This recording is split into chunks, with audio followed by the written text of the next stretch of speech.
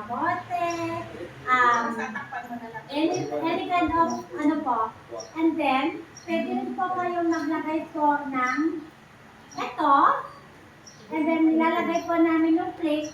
Ilalagay po namin dyan yun pong isda with all the ingredients na, ganyan. And then, ganyan po. So, kumpleto na po. Meron ka ng rice, meron ka ng gulay, meron ka ng fish. So, ito po tinatawag po natin na layer cooking. So, sa isang setting po, kumpleto na. Yeah. So, it saves you time, energy, and effort.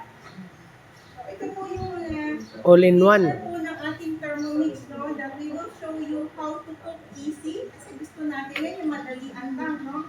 Healthy, delicious, dapat masarap, no? Saka time saving, nakaka-save po tayo sa oras, saka nakaka-save din sa pera. So kung nakita nyo ngayon, 18 minutes, it saves a lot of time at hindi natin kailangan bantayan. So kung tayo may mga anak or mga edad sa bahay, pwede po natin sila kasi kasuhin habang po yan nagluluto. Kasi kung tayo parating nasa kusina, yung mga bata na iiwan po sa mga iPad, mga TV, o hindi natin nababantayan ang mga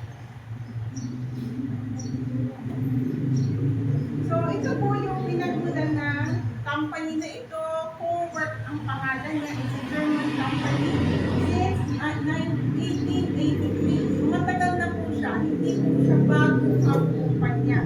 In fact, ang company na ito ay nasa 61 countries na po. Ang Pilipinas ang huling Asian country na nag-launch dito ng Thermomix. So sa Europe po, karamihan namang pinakainan ninyo mga restaurant, mga bistro, usually have this in their kitchen sa pagluluto ng pagkain. Kaya kung kayo pa nakapag-travel sa Europe, parang yung pagkain nila pare-pareho, yung precise, no? Yung lasa, pandyan pa rin. Hindi ka tulad minsan dito, pupunta tayo sa kinainan natin, pag okay yung chef, masarap. Pero pag umalis na yung chef, iba na yung lasa. Kasi po, hindi po pantay-pantay yung pagluluto. At tao, at bawang. Naiinip na si attorney. So, dito po dahil precise cooking siya. Sige yan. Ay, presyo na po dito. It's 122,000. Pakita din po namin later paano umaabil yan. Opo. Installment naman. Yes, nakakatipid kayo ng gas. Makakatipid po kayo sa gas kasi hindi na po gas na gas.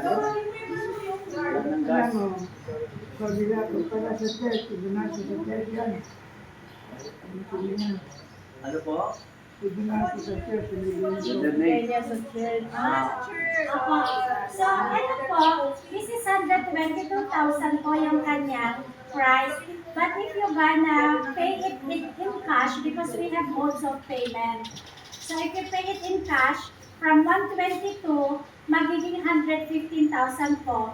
And meron pa pong naka-promo hanggang po sa April 20, that if you pay in cash, meron din po siyang 2.2 liter po na thermo server that it will keep your food warm in 3 to 4 hours. And meron din po siyang free cutter. And yung free cutter po is one of my favorite. Kasi po if gumagawa po kami ng salad, yung cucumber po natin, segundo lang po. Ilagay mo cutter, paglabas niya, parehas po yung hiwa po. Segundo lang siya. And napakadali rin pong gamitin.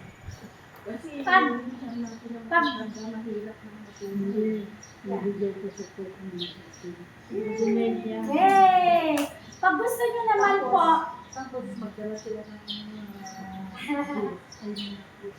Makikusang sa iman, pagbigay sila ng 50 pesos.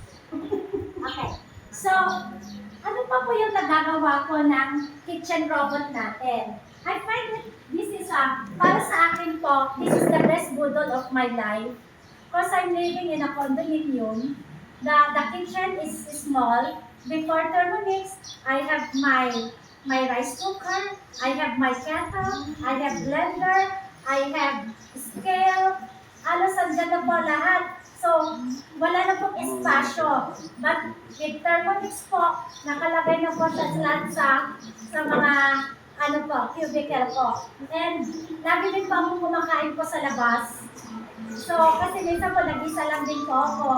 So, with Thermomix po, gumagawa na po ako ng sarili kong peanut butter, mayonnaise. I do my own soy